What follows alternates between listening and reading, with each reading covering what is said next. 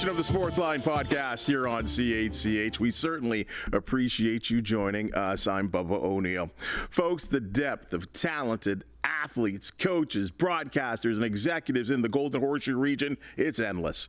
Today, a hard worker that has enjoyed success in the media business outside of this network, but now he's ours. To make it in this sports media business requires a whole lot of dedication, meaning miss fun with families, friends, sacrifices with your partner. Even with those sacrifices accepted, it does not guarantee that you will achieve your dream. Some work odd jobs, some travel to outer reaches of the country just to make a living. Many, like myself, worked on local cable TV and made pastas and stir fries at a sports bar to pay the bills. Folks, the man you see here, a lot of question marks. We know very little about him, but at one point, he would do anything to be noticed. Bautista!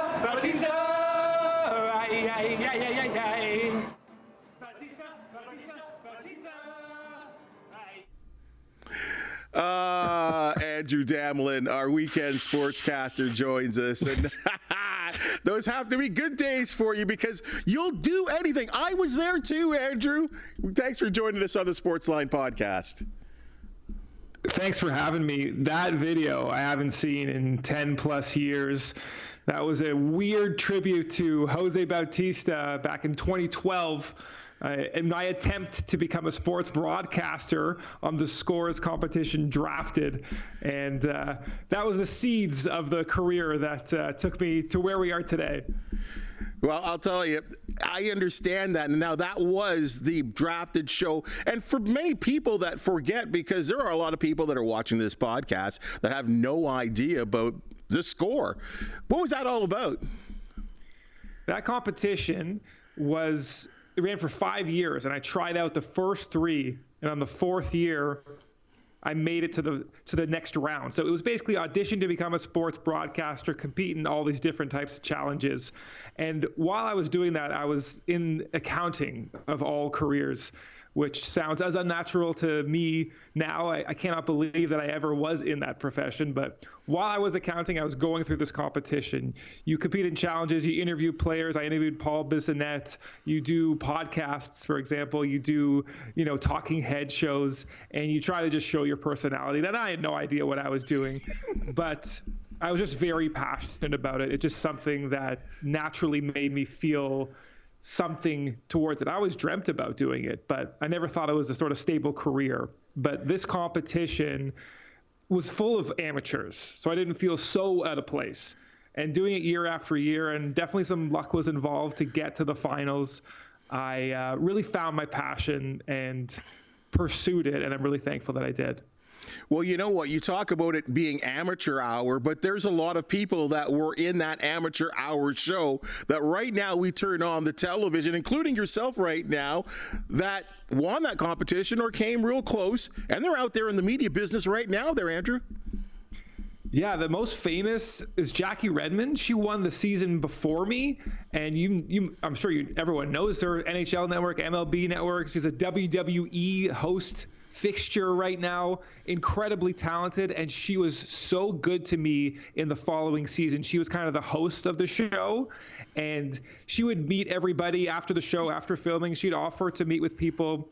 And there was one time I remember where I was the only person that showed up at a bar where she offered to meet everybody. So it was just me and her, and I could pick her brain for an hour about her experience in the industry and how much she grinded to get to where she is. And I'll always be so appreciative of that.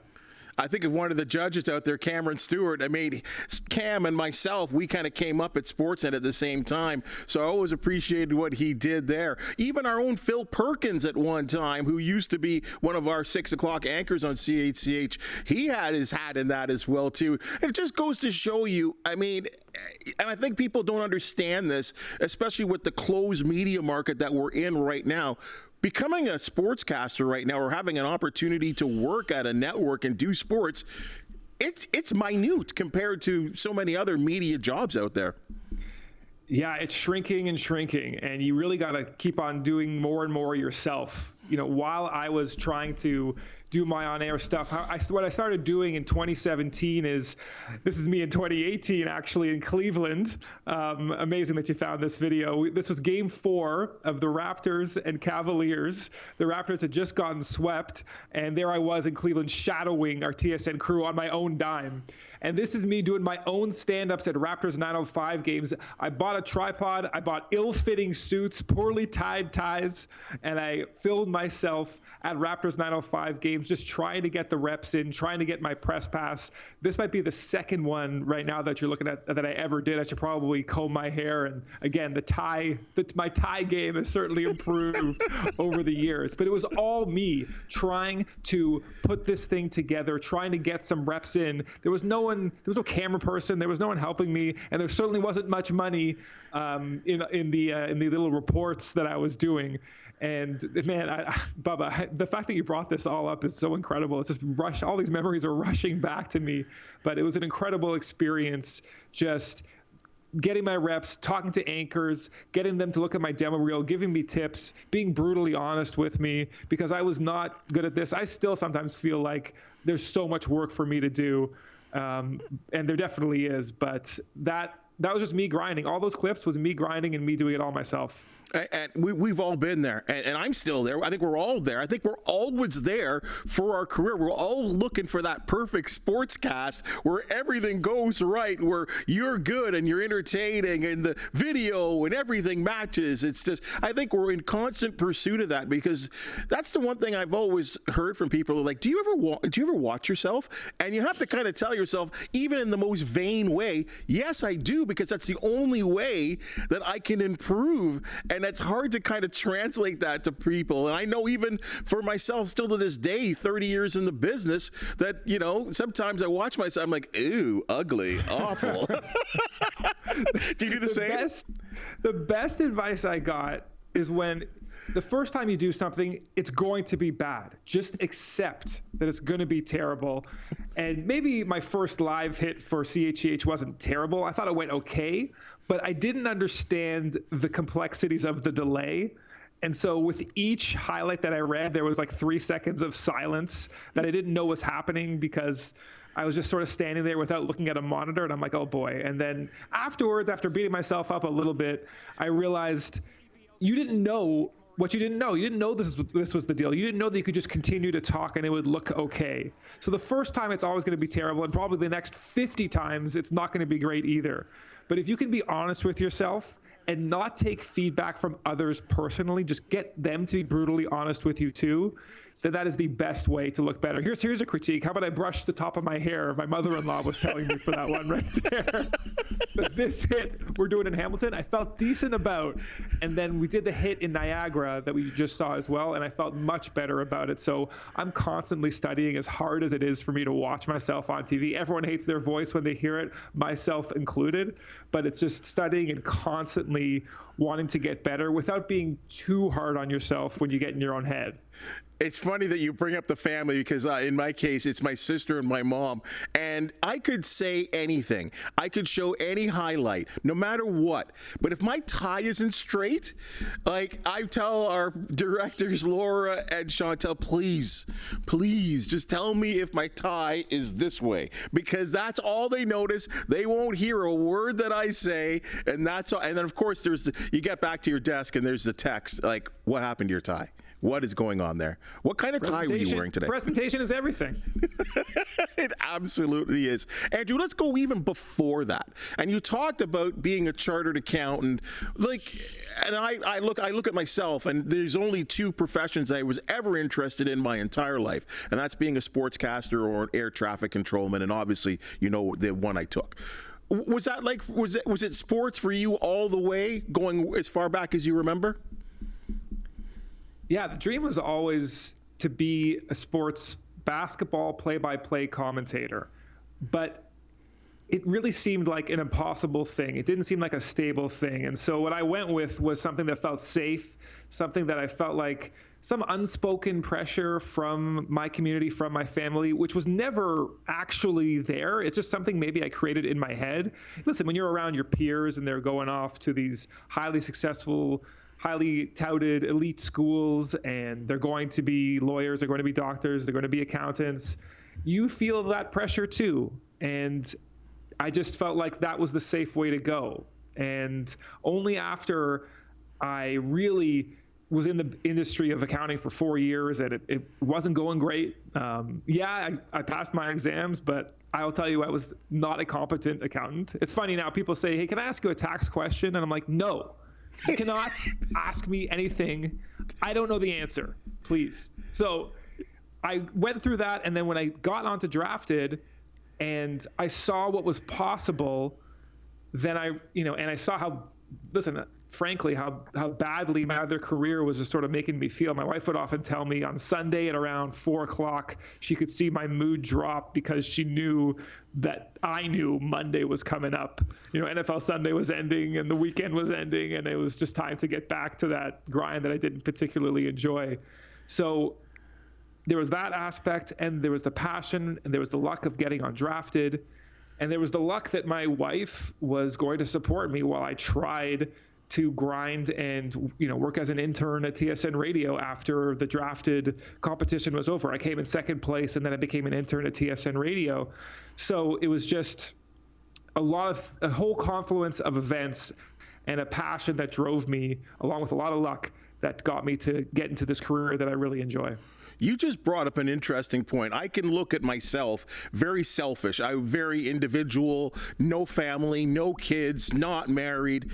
And you had a completely different situation, as you talked about. And credit to your wife for allowing you to chase your dreams. I'll say that. I've never met your wife, but I applaud her for that, because we talked about it off the top. Sacrifices. We got bills to pay. Real life is happening. We're not just 19 anymore, but to achieve that dream and chase it takes all kinds of sacrifices. Getting me a little emotional just thinking about that time in 2012, honestly, because it was before I had 2 kids, but we were, that was the plan. And I went from working hours, 9 to 5 or 8 to 6, seeing my wife every evening, to working eventually, 3 p.m. to 11 p.m. or 6 p.m. to 2 a.m., 4 to 5 days a week.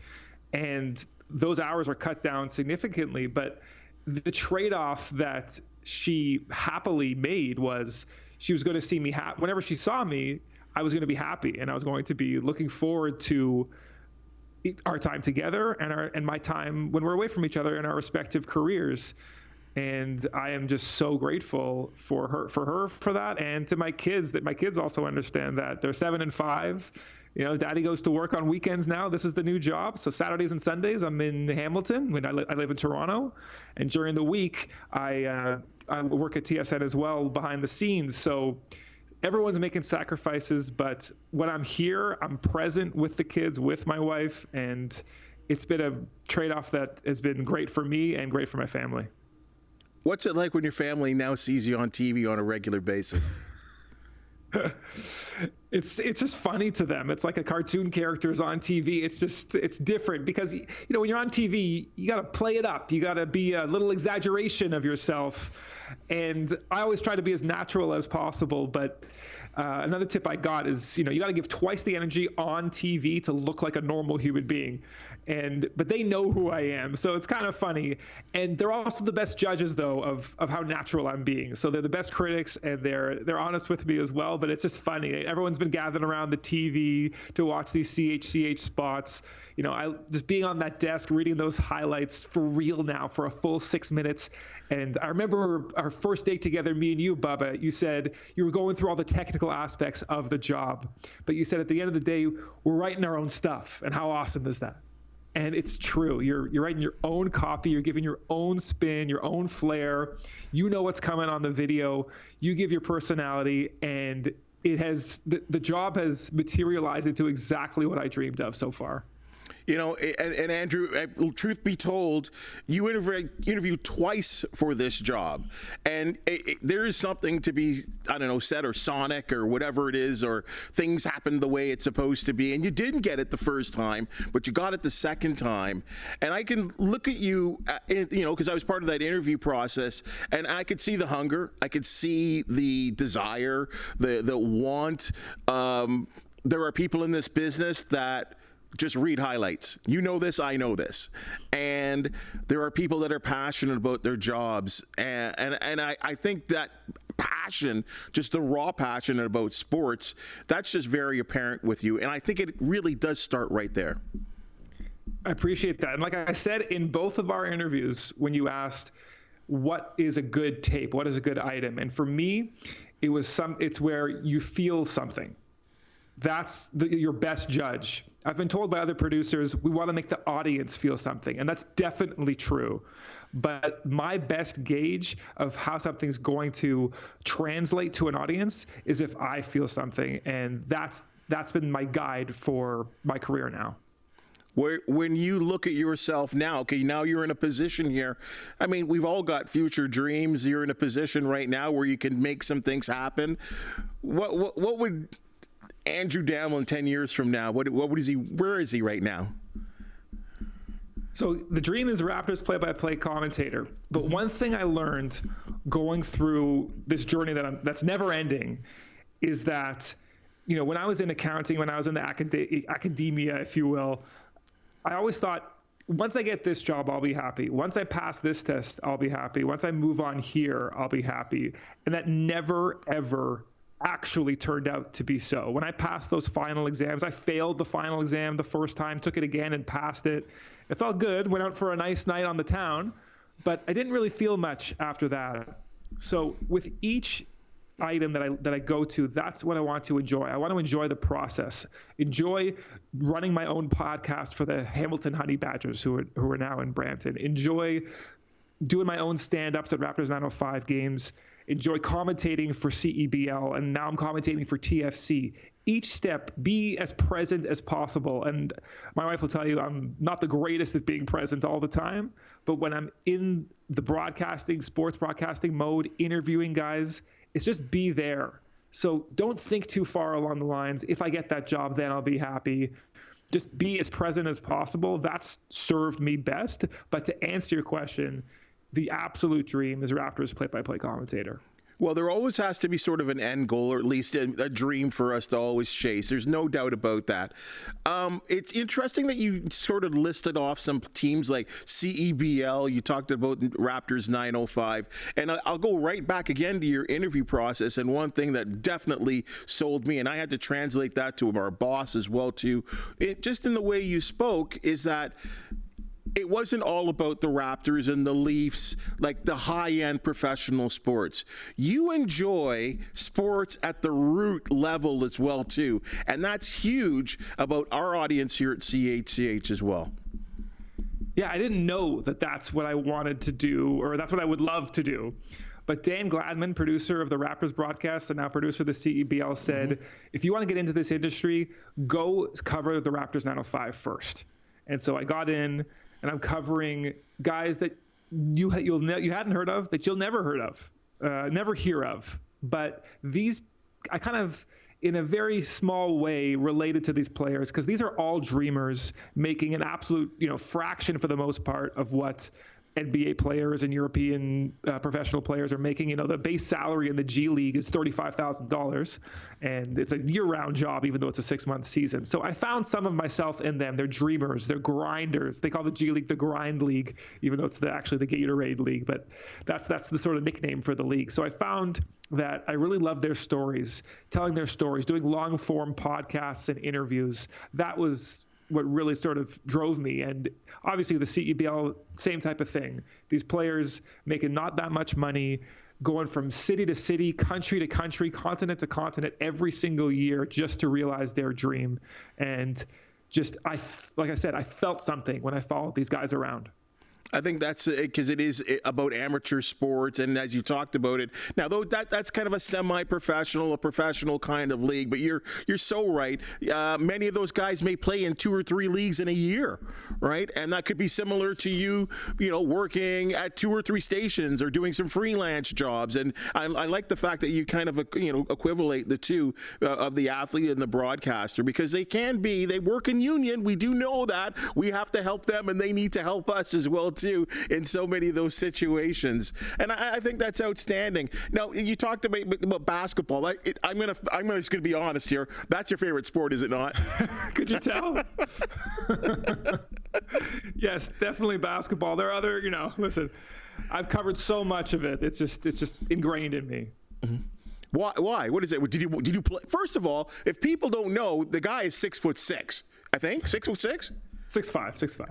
Oh, sorry, I missed my niche. But did you play? I did. I played high school basketball in grade 11. We had an incredible team. I was the only white guy on the team, and people in opposing buildings would call me Screech because I had this huge afro at the time. I was a very awkward child, if slightly less awkward these days. But grade 11, it was definitely a weird time for Andrew. But yeah, I grew up playing basketball, and at the University of Guelph, I narrowly missed making the varsity team. I'm still bitter. I definitely feel like I should have. Head coach Chris O'Rourke, who I think is still at the University of Guelph, I think he should have taken me 20 odd years ago, but definitely played in my men's leagues. I think a couple years ago was my last competitive game, and now it just hurts too much. Ever since you turn 40, it just hurts to play basketball. So now I'm trying other ways. It's unfortunate because it was really the best way to feel like to be competitive and play basketball. But I digress. Definitely basketball. The point is that basketball is my number one sport, playing and covering. Well, it certainly does go back to those days. Hey, Laura, can you go full on me for a second? There's that high school picture over my shoulder there of me there, like that. And for you, it's kind of the same thing when you talk about those dreams of like wanting to play and building that passion for the sport. Hey, you're at CHCH now. What's this experience been like for you? It's been incredible. It's been a whirlwind. When I started, the idea of trying to put a 6-minute show together felt like impossible because, to let everybody in, we come in, we think of the ideas for the show, we write it, we choose the video, we choose the graphics, we choose the banners, we do everything, and we're trying to fit all that in, and things are happening throughout the day, so you got to react, you got to change things. So when I started in the industry, I used to feel dread about the time pressure, and now when I sort of train people at TSN, I tell them the time pressure is going to be the thing that you love as things go on. You're going to enjoy being under the gun. And I'm getting there. I still got to come in quite early to cut everything. I'm getting up to Bubba speed slowly but surely. But I still need some extra time just to organize, make sure everything's right. Got to look over things 5-10 times. But what's been amazing too is the team around me is, when you're not there, the producers, everybody's forwarding me emails that might be important. Everyone is really working collaboratively. It's a pretty skeleton crew over the weekend. It's a much smaller than during the week, and it's such a wonderful team environment. And I've gotten such just great feedback and great help from everybody. So it's not just me alone doing everything, but it's a lot of just getting up to speed and reacting as quickly as possible to the ever-changing sort of news cycle. And you know what? You're so right about the fact that you come in and you got this plan and you've got to put it all together. But riddle me this, and I know what you're going to say because it has to feel the same, especially that you're so new at this right now. When it's all said and done, and when it's done, it's a great, rewarding feeling, isn't it? It's the best. And people ask me if I'm nervous when I'm on the air. It is the least nerve-wracking part of my day, because the preparation is everything. And when it's, I'm up at around 6:40, 6:45 on the weekends, and when it's like 6:20 or 6:30 and it's all done, and I've had a chance actually to read through everything, which you don't necessarily always get a chance to do, but when you're fully prepared, the presentation isn't nerve-wracking, and it feels so cool. And you remember when the count's in your ear, you got a director in your ear. Like, all this is so new to me too. The IFB, the little earpiece you put in your ear, you got the director sort of as your base, someone who's guiding you along. You feel so strong when you're prepared, and you just try to just be natural and be yourself. And I used to have to sort of summon the energy because I felt sort of unprepared. But now when I feel prepared, I can just bring the energy, bring my personality to the broadcast. It's so much fun. Yes, it's so rewarding. And I'd be lying if I said it wasn't pretty cool that over the last couple live events I've been at, there have been people that have gone up to me and said, hey, you're doing a great job. Just random people, random Hamiltonians, random St. Catherine residents. It's been really cool. And the feedback from everyone at the station and outside of the station has been awesome. So, yeah, it's been super rewarding. Well, and I'm just going to tap you on the back and reiterate that, Andrew. It's in some ways it's kind of a long time coming for you because you just needed that break. There's all kinds of talent there.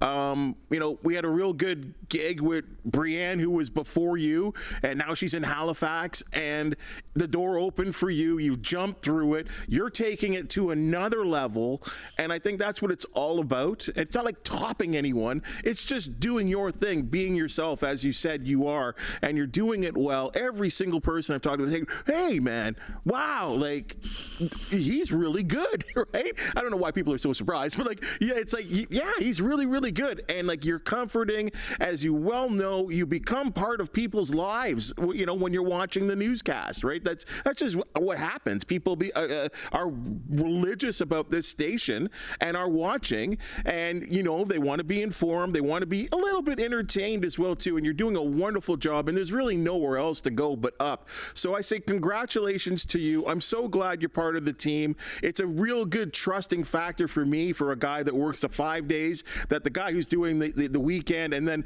pitching in also in the week is going to be just as solid and even more solid in some other ways as well too. So congratulations. I'm glad you're here. You're doing a wonderful job, and it's going to be fun when we talk about where you are just even a short year from now, partner.